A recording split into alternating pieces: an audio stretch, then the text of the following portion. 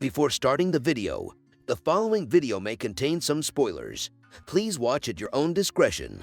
Netflix's FirstKill follows the high school romance between Juliette and Calliope, which sounds simple enough until it is revealed that the former is a vampire and the latter is a vampire hunter. Juliette hails from an ancient order of legacy vampires, while Calliope is part of a proud guild-sponsored monster hunting family. A budding romance between the two threatens to upturn the precarious peace between the two ancient orders, and a few gruesome deaths soon have the entire community in a panic. Based on a story by author Schwab, FirstKill balances a young romance with themes of ancient rivalry. The tumultuous season closes on an intriguing note, leaving the fates of many important players in the wind. Let's take a closer look at the ending of FirstKill Season 1 and see how things end up. FirstKill Season 1 recap.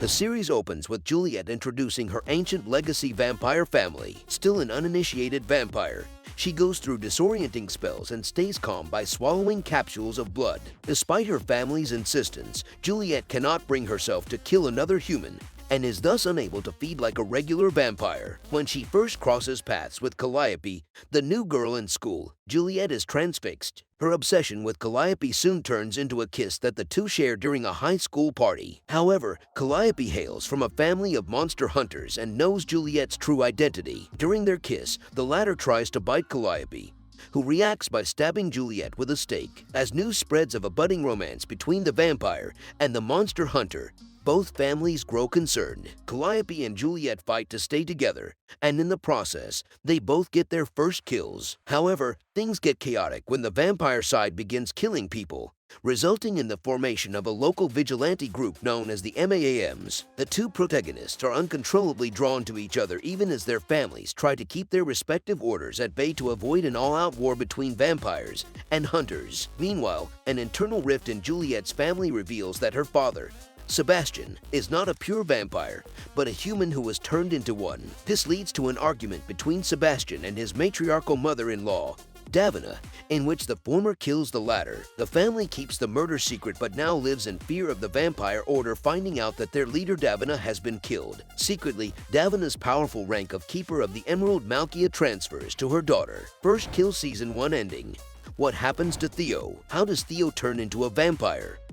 In the Guild Hunter family, Calliope's brother Theo grapples with hazy memories of his biological mother being brutally killed by a monster. In an attempt to find the perpetrator, he agrees to accept help from Juliette's wily vampire sister, Elinor. Things don't go smoothly, and Theo is stabbed in an ensuing scuffle. His siblings Calliope and Apollo fear him to be dead, but Theo survives, only to start showing signs of turning into a vampire. Theo's father, Jack, attempts to kill him, but the young man escapes with his mother, Theo. As Season 1 closes, Juliette and Calliope's relationship suffers a terrible blow when the latter discovers that the former might have a hand in turning Theo into a vampire. The two go their separate ways, realizing that any relationship between them will be seeded with chaos. The final moments of Season 1 hinge heavily on Theo's unexpected fate and its repercussions. During his meeting with Elinor, Theo is accidentally stabbed by his brother, Apollo. When Juliette finds Theo bleeding and asking for help, she bites him to save his life by turning him into a vampire. However, it is not until much later,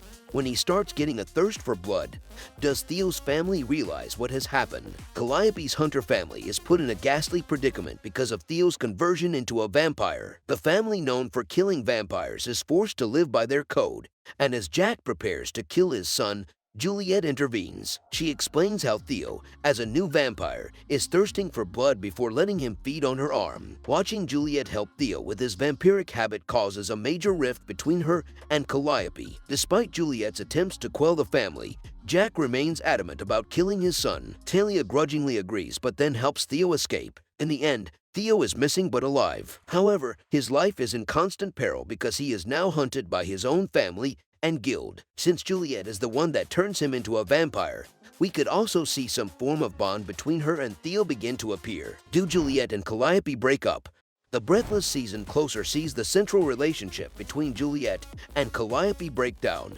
At least for the time being, Calliope blames Juliette for turning Theo into a vampire even as the latter pleads that she did it only to save his life. However, Theo's unexpected conversion is only the last in a string of chaotic events that conspire to keep Juliette and Calliope apart. Their relationship is apparent not only to their parents but also to the ancient orders that oversee them. Therefore, Juliette and Calliope understand that being together will likely tear their families apart. At the end of Season 1, seeing the ravages that are primarily a result of their relationship, Juliette and Calliope go their separate ways. In the final moments, they both acknowledge that their passion for each other is so strong that it is destructive to their way of life. Thus, the show's central couple, Juliette and Calliope, do not end up together at the end of Season 1. However, both still feel a strong attraction to the other, and given that they are torn apart by circumstances, a romance between the two is still highly likely. Is Elinor going to prison?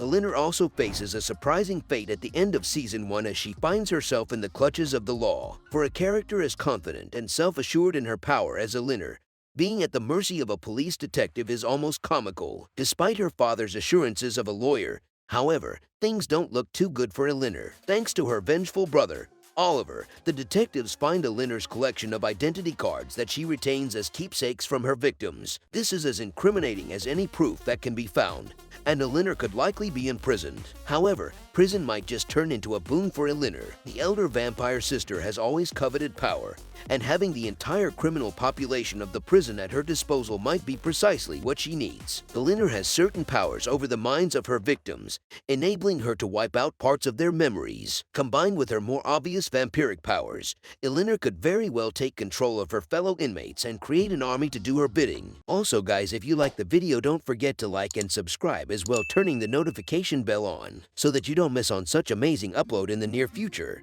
Thanks for watching. I'll see you in the next video.